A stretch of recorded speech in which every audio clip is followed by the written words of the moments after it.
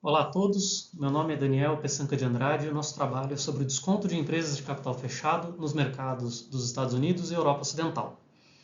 Esse trabalho foi desenvolvido em coautoria com o professor André Minardi do INSPER e o professor Luiz Barbosa, da Nova School of Business and Economics, em Portugal. Começando com uma breve introdução e contextualização, nosso trabalho é concentrado em valuation e apesar de já existir uma literatura extensa em avaliação de empresas, a maioria dos autores se concentra em empresas de capital aberto, e as empresas de capital fechado têm características específicas que tornam seu valuation mais complexo. Um exemplo clássico disso é a falta de informações de mercado para o cálculo de variáveis de risco, que impactam no custo de capital. Mas um outro ponto importante a ser considerado é o fato que investidores de empresas de capital fechado não podem simplesmente ir ao mercado e vender suas participações, mas precisam buscar ativamente uma contraparte para a negociação.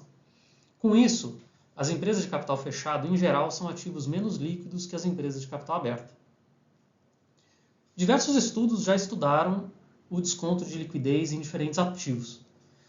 Dos mais clássicos são os estudos de Amiud e Mendelssohn, que estudaram a liquidez tanto nas ações quanto em ativos como títulos do Tesouro Americano, comparando ativos iguais em tudo, exceto na sua liquidez e facilidade de venda. Outros autores estudaram também a liquidez em empresas de capital fechado, usando diferentes métodos. Falando rapidamente desses métodos, principalmente aí nós temos três. O primeiro é o método de ações restritas, que investiga a liquidez comparando preços de ações de circulação restrita e preços de ações, das mesmas ações de livre circulação no mercado. Depois tem o método do Pre-IPO, que compara o valuation de empresas que passaram por uma operação de M&A antes e depois do IPO, e a abordagem de aquisição, que forma pares de transações com target de capital aberto e capital fechado, para comparar o múltiplo de valuation de transações com targets comparáveis. Feita essa apresentação do contexto, nós não temos estudos que comparem diretamente o mercado americano e o mercado europeu. Então, disso vem a nossa principal questão de pesquisa, se existe uma diferença no desconto de empresas de capital fechado quando comparamos os mercados dos Estados Unidos e da Europa Ocidental. As hipóteses que testamos vêm diretamente da revisão de literatura e dos achados dos estudos anteriores. Aqui nós não trouxemos a revisão completa, mas a literatura em geral usa dados do mercado dos Estados Unidos e estima entre 18% e 34% de desconto nos múltiplos de valuation, a depender do múltiplo a ser utilizado.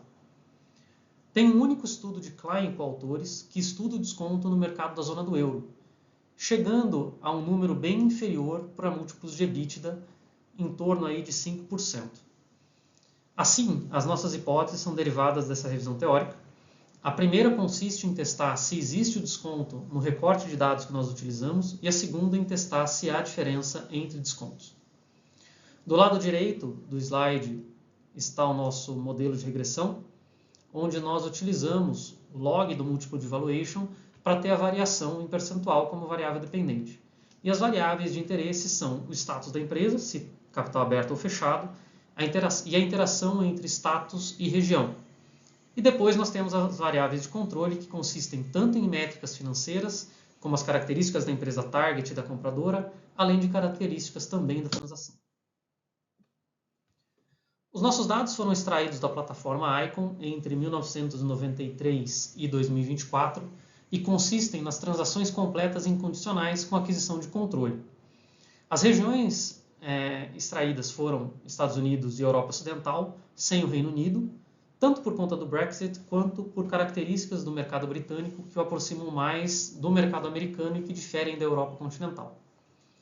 Nós também excluímos da amostra serviços bancários e seguros, para evitar as distorções de valuation, e nós mensurizamos a amostra em 2,5% em ambas as caudas, para evitar distorções por outliers. Os métodos utilizados foram a regressão linear, como nós apresentamos a equação no slide anterior, e depois nós usamos a abordagem de aquisição com dois métodos de pareamento de transações com target companhia aberta e companhia de capital fechado.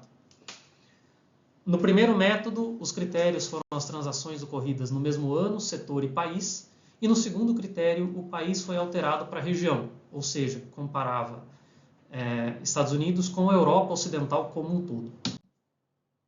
Aqui, muito rapidamente, uma estatística descritiva dos dados, que mostra que os múltiplos de valuation de empresas de capital fechado são mais baixos em ambas as regiões. Claro que essa é uma análise prévia, sem pareamento, então ela tem que ser interpretada com cautela, só como prévia mesmo. E aqui nós chegamos no resultado da regressão linear, que indica que existe o desconto nos 3 modelos utilizando diferentes múltiplos, ou seja, Enterprise Value EBITDA, Enterprise Value EBIT e Enterprise Value Sales, e os descontos são consistentes com os achados na literatura prévia.